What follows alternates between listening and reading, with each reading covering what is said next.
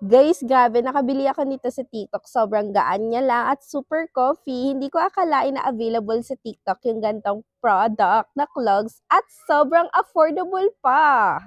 Matibay, kaya mas naiengganyo maglakad yung baby ko. At ang ganda ng kapit sa paa at sa sahig, kaya safe kahit medyo likat. May iba't ibang kulay at design din, kaya kahit anong outfit, carry pa rin. Panglakad, pang mall, kahit pang occasion. Swak na swak. At kahit umulan o basa yung sahig, hindi siya madulas.